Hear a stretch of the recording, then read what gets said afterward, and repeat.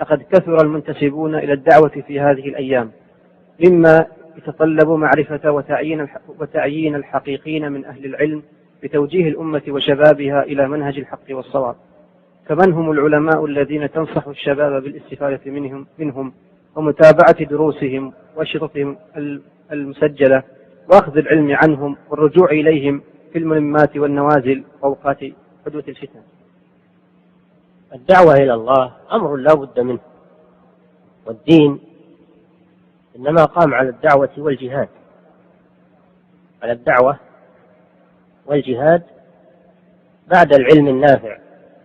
العلم هو الأصل، العلم النافع هو الأصل، ثم الدعوة ثم الجهاد. إلا الذين آمنوا وعملوا الصالحات تواصوا بالحق تواصوا بالصبر.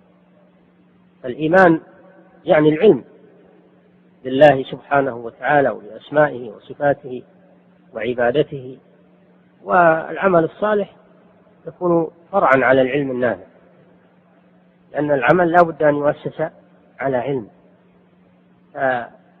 الدعوة إلى الله والأمر بالمعروف والنهي عن المنكر والتناصح بين المسلمين هذا أمر مطلوب، ولكن ما كل يحسن أن يقوم بهذه الوظائف.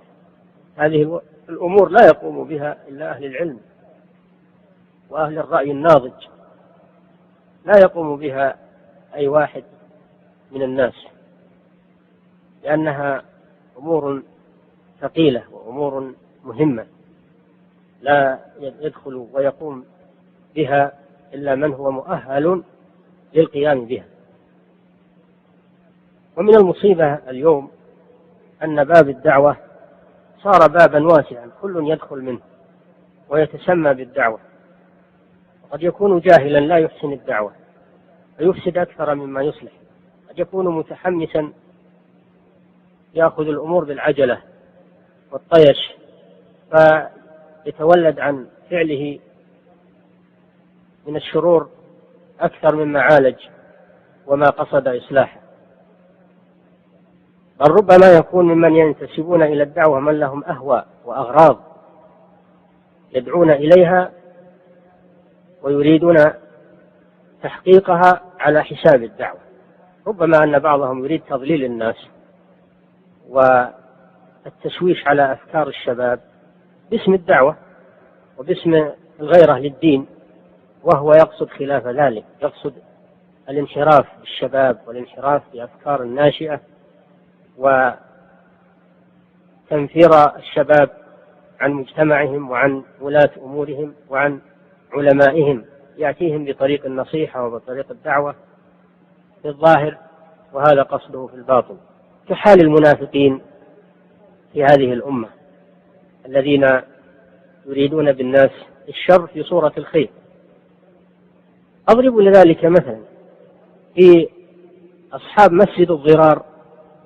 أصحاب مسجد الضرار بنوا مسجدا في الصورة والظاهر للناس أنه مسجد وعمل صالح، وطلبوا من النبي صلى الله عليه وسلم أن يصلي فيه من أجل أن يرغب الناس به ويقره، ولكن الله علم من نيات أصحابه أنهم يريدون بذلك الإضرار بالمسلمين ويريدون بذلك الضرار بمسجد قباء أول مسجد أسس على التقوى، ويريدون أن يفرقوا جماعة المسلمين الذين كانوا يجتمعون في مسجد قباء.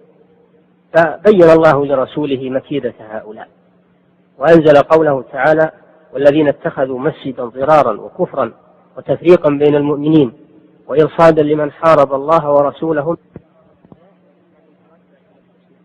والله يشهد إنهم لكاذبون لا تقم فيه أبدا، لمسجد أسس على التقوى من أول يوم أحق أن تقوم فيه رجال يحبون أن يتطهروا والله يحب المطهرين. تبين لنا من هذه القصة العظيمة أن ما كل من تظاهر بالخير والعمل الصالح يكون صادقا فيما يفعل، وإنما يقصد من وراء ذلك أمورا أخرى عكس ما يظهر. فالذين ينتسبون إلى الدعوة اليوم فيهم مضللون يريدون انحراف بالشباب، يريدون صرف الناس عن الدين الحق، يريدون تفريق جماعة المسلمين، يريدون الإيقاع في الفتنة. الله سبحانه وتعالى حذرنا من هؤلاء: لو خرجوا فيكم ما زادوكم إلا خبالا ولا أوقعوا خلالكم يبغونكم الفتنة وفيكم سماعون لهم والله عليم بالظالمين. فليس العبرة بالانتساب أو بما يظهر، بل العبرة بالحقائق وبعواقب الأمور وبالأشخاص الذين ينتسبون إلى الدعوة. يجب أن ينظر فيهم أين درسوا ومن أين أخذوا العلم وأين نشأوا وما هي عقيدتهم، وتنظر أعمالهم وآثارهم في الناس، ماذا أنتجوا من الخير وماذا ترتب على أعمالهم من الإصلاح. يجب أن تدرس أحوالهم قبل أن يغتر بأقوالهم ومظاهرهم. هذا أمر لا بد منه، خصوصا في هذا الزمان الذي كثر فيه دعاة الفتنة. النبي صلى الله عليه وسلم وصف هؤلاء دعاة الفتنة بأنهم قوم يتكلمون بألسنتنا، قوم من جلدتنا ويتكلمون بألسنتنا. والنبي صلى الله عليه وسلم لما سئل عن الفتن قال دعاة على أبواب جهنم من أطاعهم، دعاة سماهم دعاة على أبواب جهنم من أطاعهم قذفوه فيها. علينا أن نتنبه لهذا ولا نحشد في الدعوة كل ما هب ودب وكل من قال أنا أدعو إلى الله وهذه جماعة تدعو إلى الله. لا بد من النظر في واقع الأمر، ولا بد من النظر في واقع الأفراد والجماعات. فإن الله سبحانه وتعالى إنما قيد الدعوة إلى الله، دعوة إلى سبيل الله. قال تعالى قل هذه سبيلي أدعو إلى الله، دل على أن هناك أناس يدعون إلى غير الله سبحانه وتعالى. الله سبحانه وتعالى أخبر أن الكفار يدعون إلى النار، قال سبحانه وتعالى ولا تنكحوا المشركين حتى يؤمنوا ولعبد مؤمن خير من مشرك ولو أعجبكم أولئك يدعون إلى النار والله يدعو إلى الجنة والمغفرة بإذنه. الدعاة يجب أن ينظر في شأنهم. قال شيخ الإسلام محمد بن عبد الوهاب رحمه الله على هذه الآية قل هذه سبيلي أدعو إلى الله، قال فيه الإخلاص، فإن كثيرا من الناس إنما يدعو إلى نفسه ولا يدعو إلى الله عز وجل. نعم. ويقول السؤال وما هي أوصاف العلماء الذين يقتدى بهم؟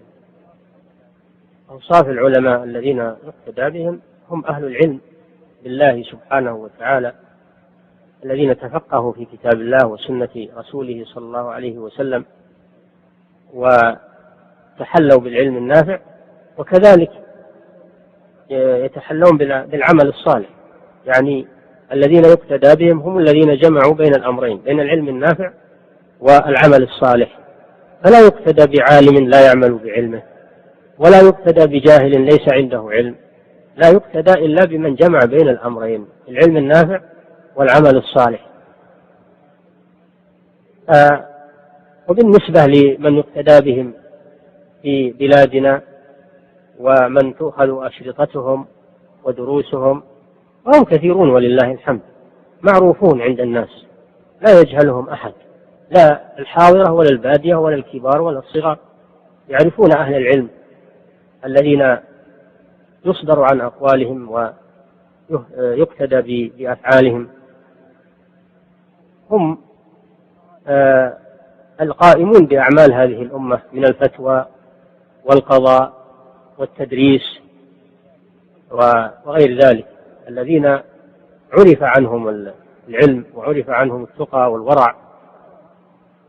وعلى رأس علمائنا سماحة الشيخ عبد العزيز بن باز حفظه الله، فإنه رجل من الله سبحانه وتعالى عليه بالعلم الغزير والعمل الصالح والدعوة إلى الله والإخلاص والصدق، وما لا يخفى على كل أحد، وهو ولله الحمد صدر عنه خير كثير من الكتابات ومن المؤلفات ومن الأشرطة ومن الدروس.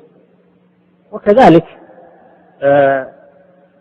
العلماء الذين يفتون في برنامج نور على الدرب، هؤلاء أيضا الأمة ولله الحمد تقتنع من فتاواهم وتصدر عن فتاواهم لما جربت عليهم من الفتاوى الصائبة والأقوال النافعة.